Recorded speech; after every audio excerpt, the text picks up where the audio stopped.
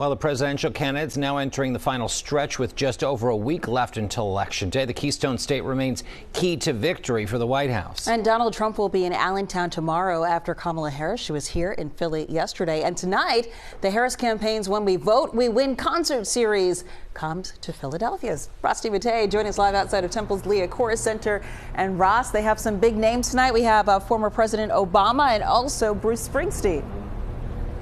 Yeah, major star power heading here to North Philadelphia, Janelle. And according to multiple sources with knowledge of tonight's event, it'll be held here at the Liacouras Center on Temple's campus. We're still trying to nail down exactly what time that event starts, but take a look behind me. You can see that preparations are already underway. They've got the barriers out front blocking off the front of the building, and we've also seen leaf blowers hard at work clearing off the front sidewalk to making sure everything looks nice for these star-studded guests that are expected to be in attendance tonight. So let's talk about this concert series. It's called When We Vote, We Win, and it's entirely focused on driving enthusiasm and getting people in these battleground states like Pennsylvania to get out and vote early. Those attending tonight will hear from former President Barack Obama, and there will also be a performance from Bruce Springsteen. The boss endorsed Harris and Walz earlier this month, calling former President Trump, quote, the most dangerous candidate for president in my lifetime. Vice President Kamala Harris spent Sunday in Philadelphia. She spoke at the Church of Christian Compassion, that's in West Philadelphia. She also stopped by the Philly Cuts barbershop in West Philly and Freddie and Tony's Puerto Rican restaurant. She then attended a rally at the Alan Horowitz Sixth Man Center in Nicetown. This was the vice president's 8th visit to Philadelphia so far. As for former President Trump, he held a star-studded rally of his own last night. This was at Madison Square Garden in New York City. Speakers included Elon Musk, Hulk Hogan, and former First Lady Melania Trump. We spoke with someone from the Committee of 70, which is a nonpartisan organization advancing ethical and effective government in Philadelphia, about the significance of these candidates hosting these large-scale rallies so close to Election Day. These large-scale events like we're seeing in Philadelphia and in other parts of the state, the phone calls, the text messages, the door knocking, all of those activities are going to be happening quite a bit. And then obviously the TV ad buy is going to continue. The pool of undecided voters is pretty small at this point in the race. So I think those events are probably trying to appeal to some undecided voters, but they're rallies. I mean, they're trying to get energy behind their campaigns and their candidates.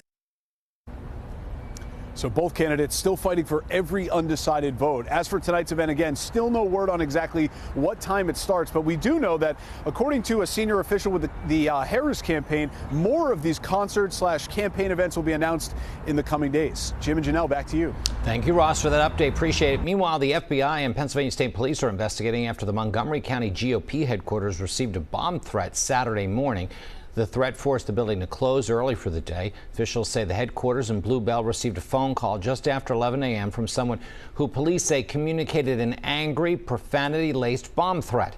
In a post on X, the Pennsylvania GOP said Saturday's threat is one of several recent acts of violence against GOP candidates, offices, and staffers this election cycle. So far, there have been no arrests. Well, tomorrow's the last day to request an absentee or mail-in ballot in Pennsylvania and New Jersey. That application has to be received by your county election office by 5 p.m. tomorrow. Your county election office then must receive your completed mail-in ballot by 8 p.m. election night. If you have an emergency like an unexpected illness or disability or a last-minute absence from your municipality, you may still be able to get a mail-in ballot after tomorrow's deadline.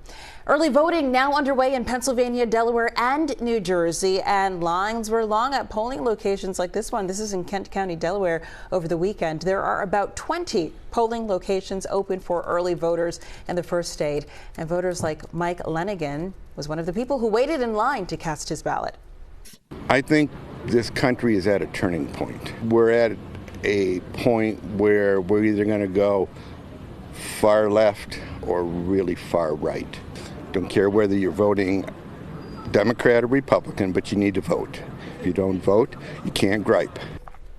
Early voting ends in Delaware Sunday, and this is video of a polling location in Fort Lee, New Jersey over the weekend.